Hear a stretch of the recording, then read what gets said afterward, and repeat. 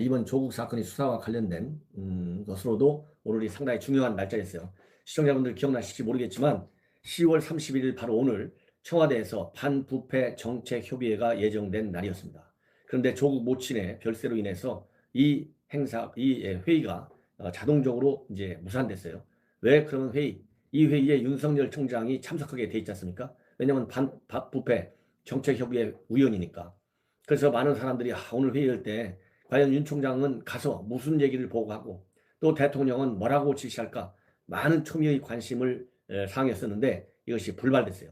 그러다 보니까 이제 어제 29일 날 어제 그제죠 벌써 이 조국 부인 세 번째로 구속 이후에 검찰에 소환돼서 집중 조사를 받았습니다. 제가 이 논평을 하면서 아마도 사모펀드 비리 의혹이 상당히 클 것이다. 이런 얘기를 했는데 오늘 여러 언론을 종합해 보니까 역시 사모펀드에 관한 그 수사가 상당히 그 핵심을 이뤘다. 이렇게 지금 나오고 있습니다. 그렇다고 본다면 왜 제가 사모펀드 의혹을 굉장히 중요하게 보느냐면 조국에 대한 구속영장을 청구하는 데 있어서 이 사모펀드의 비리 그 실체가 과연 법적으로 말이죠. 우리가 의혹은 뭐 충분하고 그 의혹은 뭐 사실 가능성이 상당히 크다고 지금 대부분이 보고 있는 거 아니겠어요? 그러니까 10월 3일 날 광화문에 우리 애국 세력들이 다 보인 거 아니겠습니까?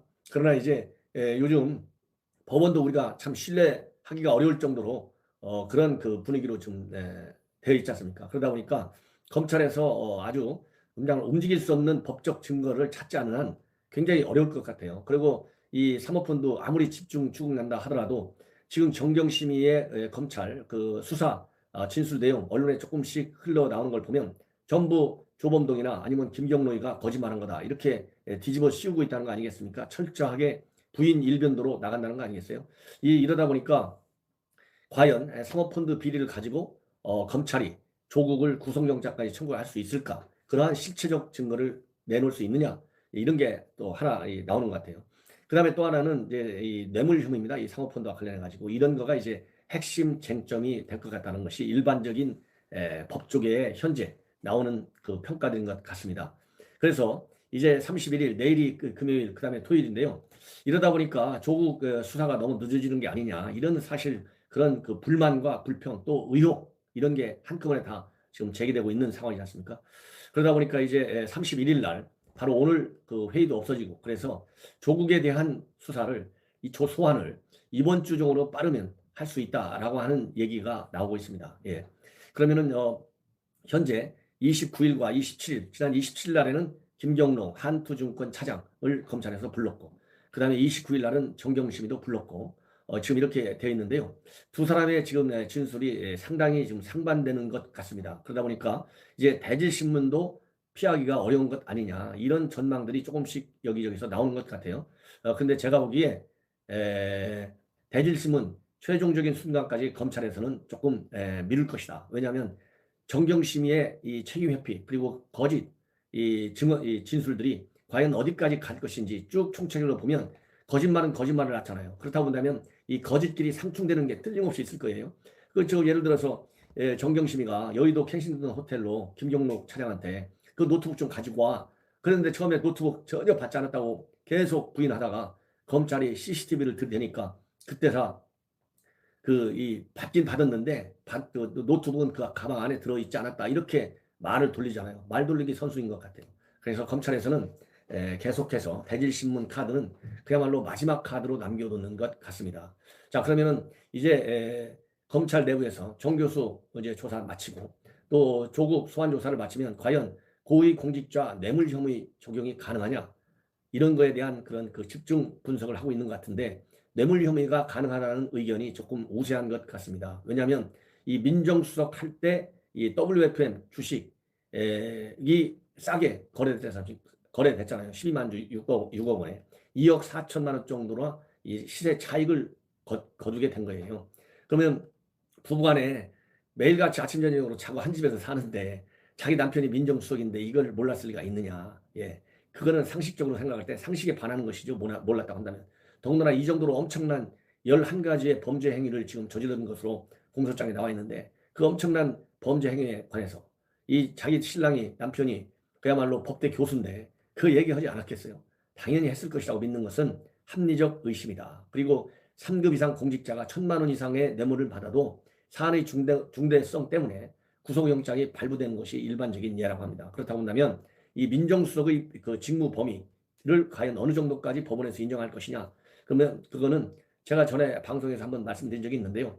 지금 판례를 보면 민정수석의 직무 범위를 넓게 보고 뇌물죄 같은 것을 판단하는 것이 법원의 그동안의 사례 이 케이스였던 것이라고 제가 보도해 드린 적이 있어요. 그러면 이러한 뇌물 혐의의 사안의 중대성 아주 6억이나 오고 갔는데요. 그죠? 6억짜리가. 그래서 2억이나 벌었는데 그 다음에는 이 민정수석 직무 범위에 금융감독원도 들어가 있고 작전 세력 당연히 그러니까 이런 것도 들어가 있고 자기 부인이 작전 세력하고 짜고서 이 주식을 싸게 샀는데 그거를 조국이 몰랐다. 저는 이런 합리적 의심 지극히 당연하고 검찰 제가 보기에는 그래서 이 검찰 혼자만의 힘으로는 안 되고요. 법원이 이제 제대로 이제 그 구속영장 아니면 압수수색 영장을 발부해 줘야 되는데 이런 돈의 흐름 같은 거 이 청와대에서 있는 그 ATM 청와대 인근에 ATM기에서 5천만 원 이 송금한 물적 증거를 가지고 있다는 거 아니겠습니까? 그러면 조국이 당연히 이거 아는 것이죠. 사전에. 가장 움직일 수 없는 게 ATM 그거예요. 그런데 이거보다 더 많은 그런 물적 증거를 찾으려면 조국의 금융 계좌 추적을 해야 돼요. 그런데 지금까지 검찰이 금융 계좌 추적 영장 압수수색 영장을 여러 차례 청구를 했는데 법원에서 족족 다 기각했다고 합니다. 그래서 이런 그 영장 기각, 금융 계좌 추적 이거 검찰에서 뭐 여북이 잘 알아서 하겠냐면은 추가적인 이 정경심으로부터 또 조범동으로부터 왜냐하면 조범동이가 지금 제가 보기에는 심리적 그 이 동요 현상을 보이고 있는 것 같아요. 그래서 열받아가지고 정경심과 하도 자기한테 죄를 다 뒤집어 씌우니까 조범동이가 딱 양심 폭탄선을 할지도 몰라요.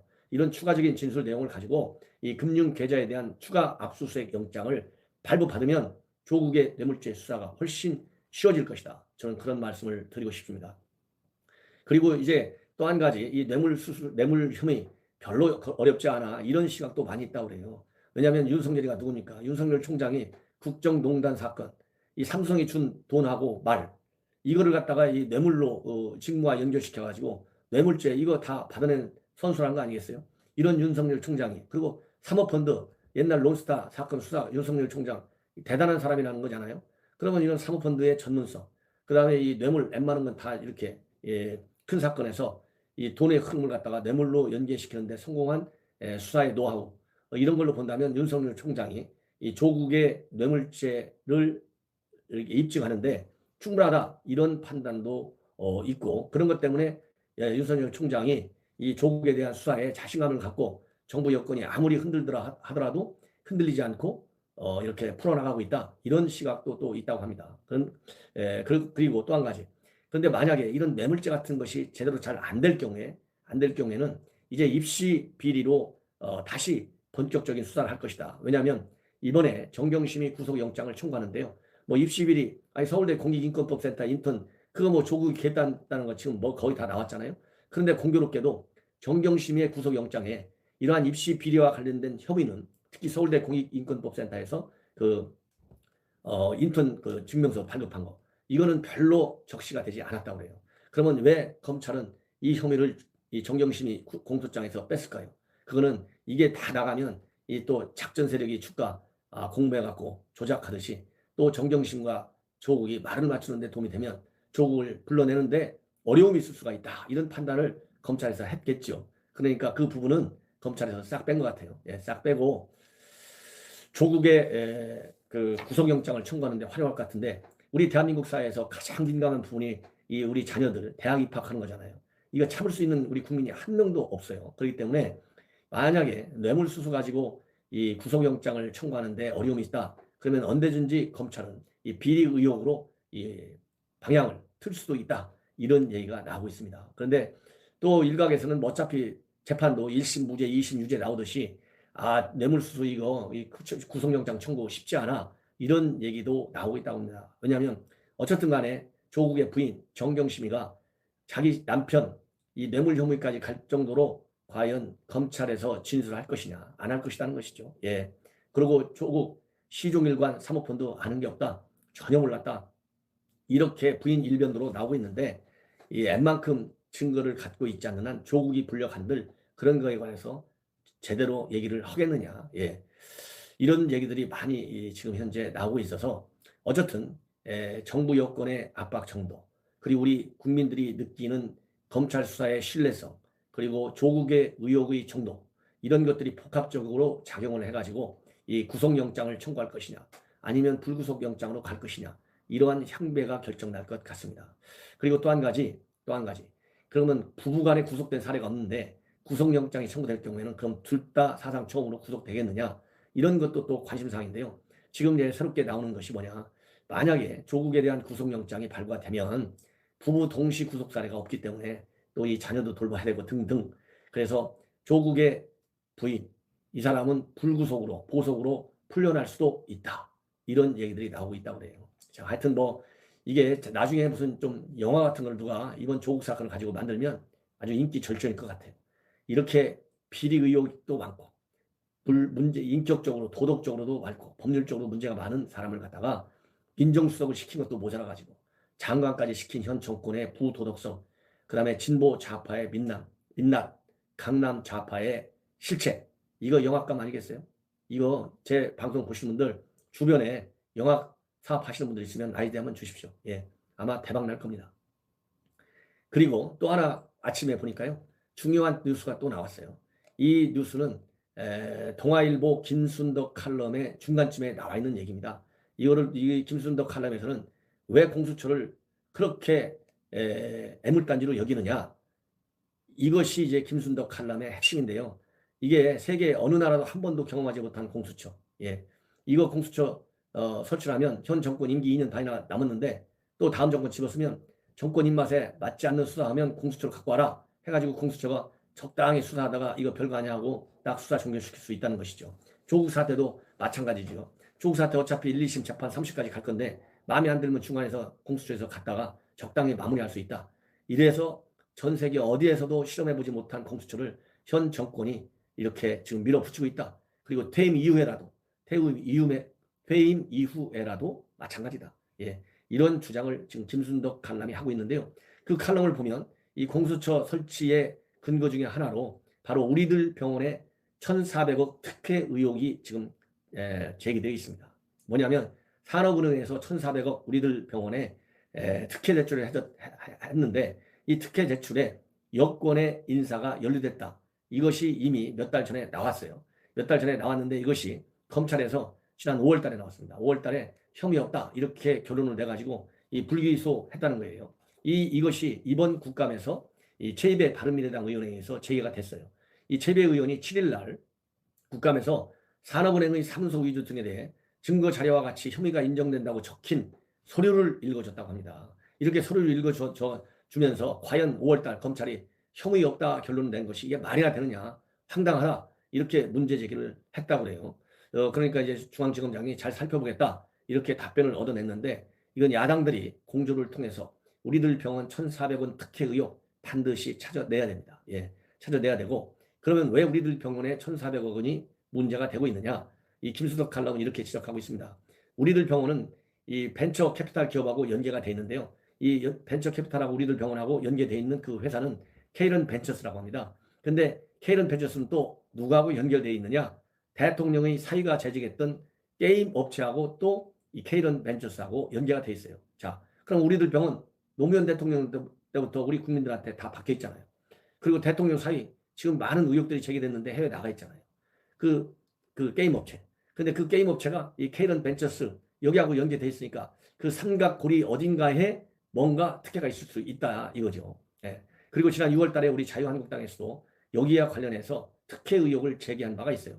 뭐라고 되어 있냐면 케이런 벤처스가 공기업인 한국벤처투자로부터 280억 원의 투자를 받은 의혹을 제기한 바 있고, 당시 이 한국벤처투자, 한국벤처투자가 280억 투자를 했잖아요. 이 사장이 누구냐면 주형철 청와대 현 경제보좌관입니다. 청와대는 물론 사실무근이라고 부인하고 있지만 이게 조국 일가 수사하듯이 서울중앙지검이 제대로 딱 수사를 할 경우에는 과연 어떤 방향으로 튈지 아무도 예측할 수 없는 것 아니겠습니까? 예. 그래서 이 사건도 반드시 제대로 수사를 해야 된다. 예. 이렇게 제가 말씀드리고 싶어요. 예. 그러면서 한마디 더, 공수처 제가 공수처 나중에 또 별도로 한번 말씀을 드릴 예정으로 있는데요. 이 검찰 수사 중인 사건 공수처로 넘겨서 적당히 덮어버리면 국민의 알 도리가 없다. 대통령 임기 중반이 다 된 지금 공수처를 설치를 서둘러야 할 이유가 차고 넘친다. 이렇게 김순덕 칼럼이 주장하고 있습니다. 앞에서 얘기한 조국 뇌물죄 공수처 설치가 되면 이거 제대로 수사될 가능성이 없는 것이죠. 예, 이상으로 제 방송 마치겠습니다. 시청자 여러분, 제 방송 꼭 새롭게 주변 분들에게 구독을 꼭 권유해 주시고 제 방송 공유해 주시면 이 나라가 제대로 된 정권을 맞이할 수 있는데도, 그리고 현 정권이 이렇게 자기 멋대로 이념에 빠져가지고 전 세상에 아무도 없는 공수처, 전 세상 어느 누구도 다뤄보지 못한 소득주도 성장 정책, 대한민국 사상 김정은이한테 저렇게 쩔쩔맨 그러한 정권 한 번도 경험하지 못했잖아요. 이런 잘못된 국정 운영의 방향을 틀어낼 수 있습니다. 시청자 여러분들의 많은 성원을 당부드립니다. 감사합니다.